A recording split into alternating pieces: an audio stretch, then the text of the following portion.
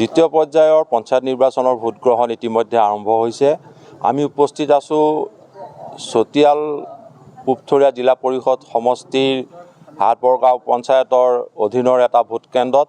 ভোটকেন্দ্ৰটোত ইতিমধ্যেই আৰম্ভ হৈছে ভোটগ্ৰহণ প্ৰক্ৰিয়া। এনেদৰে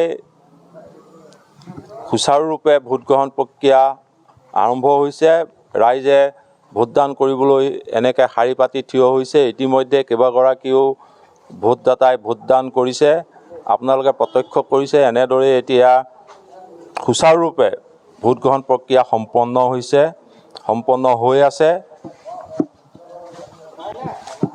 10 নং চতিয়াল পূবথৰীয়া জিলা পৰিষদ সমষ্টিৰ 60 নং হাটবৰ গাঁও পঞ্চায়তৰ 4 নং শাকমুঠি খণ্ডত এনেদৰে এতিয়া ৰাইজে ভোটদান কৰিছে। আমাৰ লগত এগৰাকী ভোটদাতা ৰাইজ আছে, তেখেতে ভোটদান কৰিছে। তেখেতৰ পৰা মনৰ কথা জানিম। দাদা, আপুনি ভোটদান কৰি কি অনুভৱ কৰিলে? খুবেই ভালেই লাগিছে।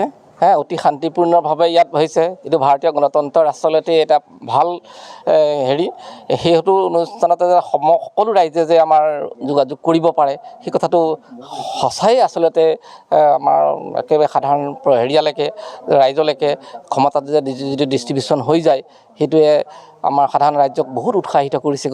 ভাৰতীয় গণতন্ত্ৰ এনেধৰণে সুৰক্ষিত হৈ থাকিব বুলি মই আশা কৰিছোঁ। আৰু এনেদৰেই এগৰাকী ভোটদাতাই ভোটদান কৰি আহি তেখেতৰ মনৰ কথা ব্যক্ত কৰিলে।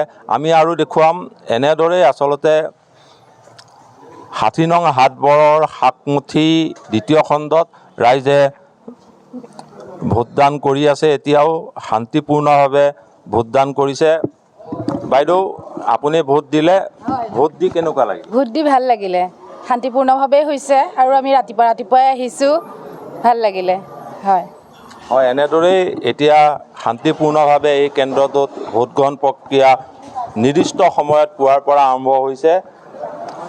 এনেদৰেই 60 নং হাটবৰ গাঁও পঞ্চায়তৰ 4 নং শাকমুঠি দ্বিতীয় খণ্ডত ভোটগ্ৰহণ পৰ্ব ইতিমধ্যে শান্তিপূৰ্ণভাৱে আৰম্ভ হৈছে আৰু ৰাইজে শাৰী পাতিছে তেখেতসকলৰ গণতান্ত্ৰিক অধিকাৰ, ভোটাধিকাৰ সাব্যস্ত কৰিবৰ বাবে।